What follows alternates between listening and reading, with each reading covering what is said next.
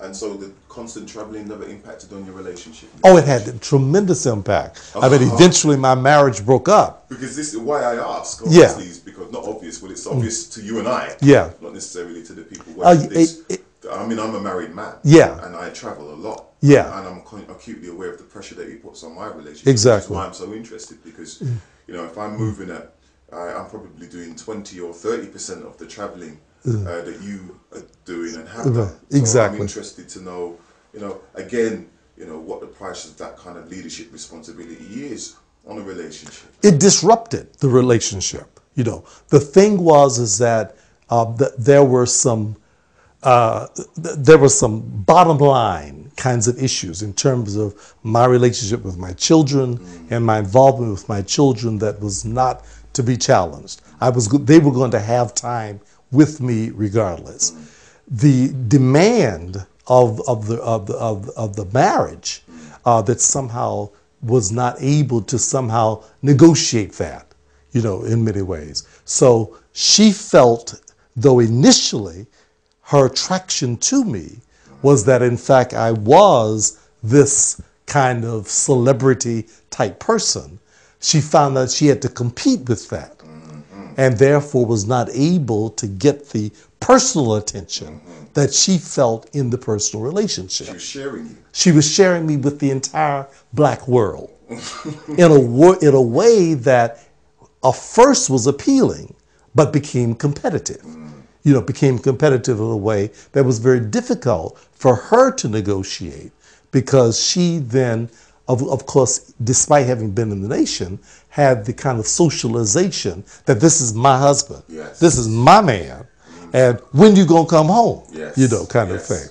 Now, because my children had grown up from the very beginning with another perspective, they then were somehow socialized with another kind of way to understand that a part of who I was to be shared in that way. Yes. And that didn't create any disruption with them. In fact, what I began to do, even after I went through a separation with my wife, is that, one good thing, though, about the separation with us, that we maintained an amicable relationship with each other. Which is a rare thing. Very rare. It was a very good thing, because fortunately she was even though she felt personally rejected yes, by not being able to have that kind of total hold on me, yes, she was not selfish enough to somehow feel then that she needed to retaliate. yes. And so we then were able to work out a good way of dealing with the children. So the children, for an example, grew up kind of moving around with me. So I have 3 children, yes, twin boys and a girl, yes, and they were like born 2 years apart.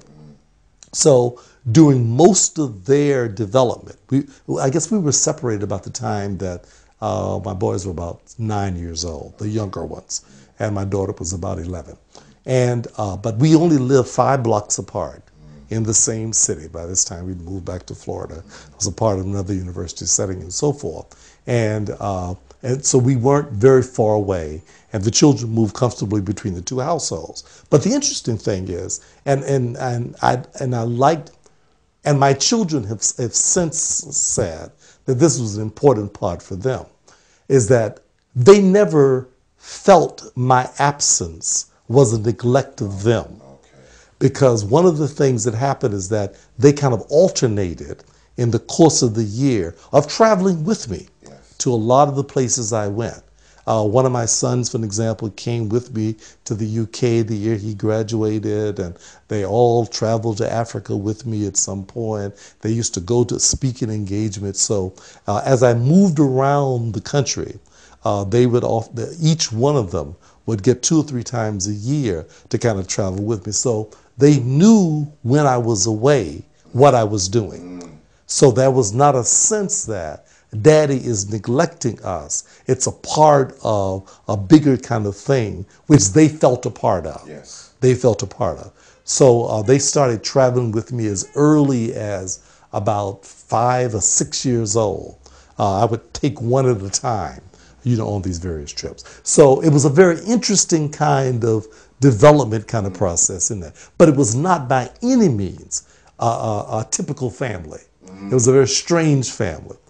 Because the children grew up in that way, they were able to adjust to it better than my wife was able to adjust to it. I think a good concluding point in that the children didn't know anything other than they didn't know another way. Sharing Exactly. of their father. Exactly.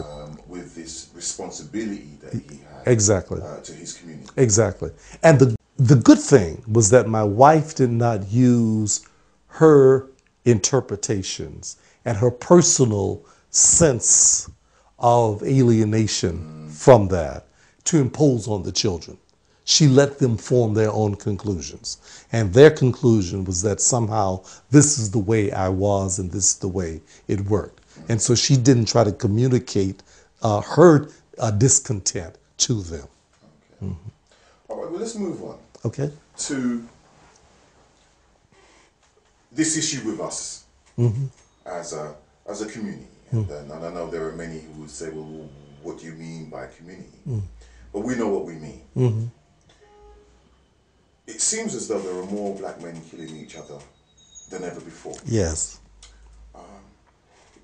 Can you explain in exactly the same way you've articulated your thoughts in your books, what is actually going on with us?